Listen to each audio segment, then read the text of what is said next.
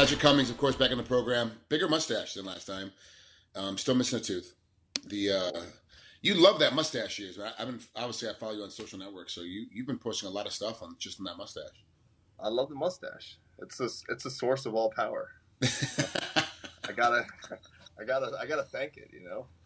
Did you get a mustache sponsor this time around? No mustache sponsor. I Still think looking. I think that Mod Cabin would definitely want to get you on board. I'll try and get you connected with them. They're a great Yeah. company. The companies I use, and they got all sorts. They have like mustache wax and all All that right. stuff that you use. You can twirl it up and look all goofy or goofier I'm than always you do. I'm always looking for something good. So Yeah. All right. yeah. Let's talk about Long Island. You spent most of your time in Florida, so obviously you're the 3 hour time change from LA doesn't matter because Florida's in the Yeah. same time zone. Yeah. Exactly. How was training with Neil Neil Melanson for this fight? Man, training with Neil like blows my mind. I'm always just like, how did I not know this stuff? Like, how have I fought for so long without knowing some of this stuff? And it's all like, for lack of a better term, it's kind of common sense stuff. Like, and it fits into my, I'm really comfortable with just about everything that he shows because it's all wrestling based. Mhm. So I don't know how I did without it for so long. The is Neil? He's been. I saw he traveled just a little bit ago, and he was super sick coming back from his trip. Is he coming? Is he cornering you? Yeah. Okay, so he got back. For most folks that don't know, just look up Neil Melanson. You realize he's got 9 toes. He had 1 toe removed, and he's got a blood disease that causes him when he travels. It makes him sicker. So sometimes he can't make every corner. So there wasn't enough time. I was concerned there wasn't enough time between his last trip and this trip to get stuff I know, together. yeah. I was too, actually. But he was supposed to come in yesterday with me, but we bumped his flight around so he'd get an extra day to chill and Okay, recover. good. Yeah. Okay. So how'd you come with the game plan for Gian Viante? Did you have it when you showed up, or was it something that you and Neil sat down and said, okay, let's try to work on this one together? Yeah, I mean, we did sit down and talk about it, but everything we both said was already, we were right on the same page with it. So it was like, just stick to the wrestling grind and make them quit. What did you have to tweak for this training camp? Because I know every training camp is something a little bit different that has to happen because a different opponent in front of you. What did you do differently? Right. Just kind of just knowing his a couple of his tendencies and kind of adjusting things a little bit that way. But for the most part, I mean, it's a fight for me that is let's take it to the ground and let's grind them up and find a finish. So it's not. I mean, it's not a very different game plan than I usually have, but it's just kind of, as you get further along in the fight game, everybody wants to change, and I've went through that where I was like, oh, I'm going to stand here and strike with this guy, and it just doesn't make sense because it's not comfortable. And yeah, like I want to showcase my skills as a striker, but that stuff will come, and like if I'm feeling it, I'm feeling it, but otherwise, it's my game plan's always take them down, beat them up, and get the win. So has training camp becoming a grind? I mean, all training camps become a grind because it's basically the same thing over and over again. But are you still enjoying the training portion of the training camp, getting ready for these fights? Yeah, I am, and I think a lot of that is like changing things up. And with Neil, he always wants to add. Like I have like 4 or 5 go-to submissions that I feel really good with, and I feel like every time I'm around him for a couple weeks at a time, I'll pick up something else, and it's just kind of adding to that, knowing what's going to be there, and then you can kind of shift your focus on onto those things. But I'm still enjoying it, and it's I didn't know, honestly, I didn't know. Like at a certain point, I was like, man, this is getting old. I'm not getting to where I want to be, and I'm not, like I think everybody gets that, but I think switching things around that way with Neil and making things making things a little different has changed my attitude a lot. No, I've got to ask. Have you been working on your boxing quite a bit? Because I know there was for a while. You said it earlier that hey, I want to stand here and bang with this guy because I got better boxing skills. But your defense isn't. Your striking is getting better, but your defense really hasn't caught up to par. And of course, your 4 losses are all by KO or TKO. So it's like that's how you're going to lose if somebody has to. They literally have to hit you in the head with a bat to make you stop coming. That's a. We joke about it, but that is literally how they have to put you down. Yeah. Have you been working on your defense to stop from getting hit so much? Yeah, that's been a definite focus. But I mean, not to say that I haven't been, changing things up with a little technique wise when it comes to throwing punches too.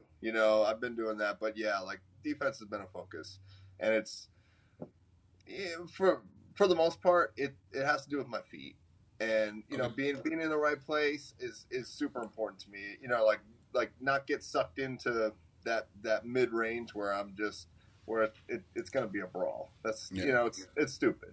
So a lot of it that way. But then I mean obviously parrying punches, move my head, all that kind of stuff. That's been more of a focus, definitely. So how's your weight? I mean, you're obviously there. You're getting ready, but is it? Are you still? You're not cutting that much weight at all, are you? No, I don't cut a ton. I cut probably 25 pounds altogether, and I mean I never get overweight. I never get over 230. So okay, and I'm always kind of in shape. So my cut's not hard. I know a lot of guys, they come down from like 50 or 4, 40. So my weight cut's always pretty easy. I don't look sucked out and feel like crap. So. What do you normally weigh going into the cage fight night? Right around 25. Okay. 30. Yeah. I that's why I like to stay around that weight, because I know I can bounce right back up to it, and that's I train at the weight that I'm going to fight at. Yeah, that makes complete sense. Yeah. So how was the trip over? How was the travel over? It was a short flight, and it doesn't take that long to get over from Florida. So. Yeah, I mean, I had a middle seat. So. What? Hold yeah. On. I was like, guys, what are you doing? Why am I sitting in the middle? I specifically request an aisle every time, and somehow I got the middle, and I couldn't sweet talk him either at the airport. Why? I mean, I don't know. Man, I have so many questions about, but I already know all the answers, and that's the problem. Like, well, so who booked the ticket? Well, the UFC did. Well, who put you in the middle seat? Well, the UFC did. Why didn't they just pay for the extra ticket for the heavy on the aisle? Because they just didn't do it. Like, it's like this constant thing. Yeah. All right. Well, you got there. You're okay. It wasn't like your middle seat all the way from New York to Hawaii. That's a long flight. Well, I lucked out because a little kid sat next to me, so I was all in his business. Yeah. You got to give us all the information. You can't just leave us with part of the information. Oh, middle seat. But I had a little person on one side of me and a 6-year-old kid on the other side of me. Like, that's not a middle seat. Man, you sit on a couch. What the hell's wrong with you? Hold on. How old was the kid? I'd say he was probably 8 years old. Okay, so still small. Was it really an 8-year-old, or was it an adult that had the mind of an 8-year-old? No, it was definitely an 8-year-old. Okay, all right. See, you had space then, so shut your mouth. Yeah. That middle seat was fine for the 20 minutes. But you know what? It was the last person to come in the seat, so I was sitting there kind of sweating it, like, man, who's walking up? I hope this 400-pound lady isn't coming and sitting there. I've had that happen, man. Just be like, oh, great, I'm gonna have this whole row to myself. This is going to be awesome. But all of a sudden, this couple comes in there, and the average weight of each of them is over 400 pounds. You're like, man, this is not good. And even if you're on the aisle or the window, it doesn't matter. Like, no matter how, you can't lean enough to get space. Yeah. I understand it.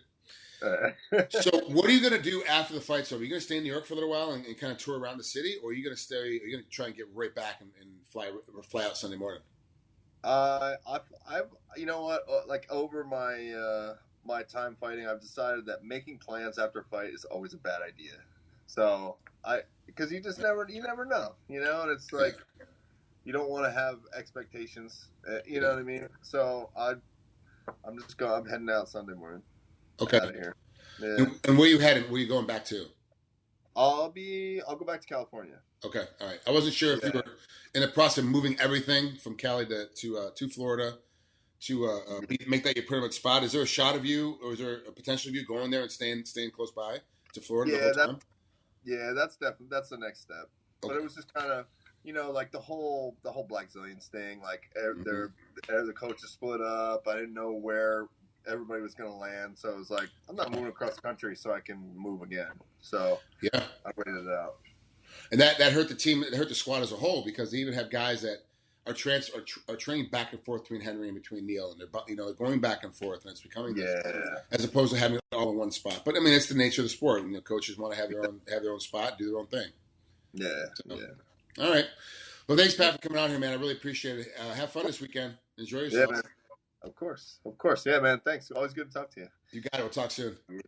Get that beard. Turn that thing into a mustache, just for me. I can't. Like I got it. This is how I get my money. This is how I make my money. Like That's this. Yeah, they if I walk in with this beard on, they either like it or they go, okay, we need to shave it to this weird, whatever they got to make it look like. So they trim it up and shave it. But if I don't have it, it's much harder to work. You need a blank canvas. I need a blank canvas. Yeah. All right, I understand. All right, bud. Have a good time. We'll talk to you later. Thanks, bro.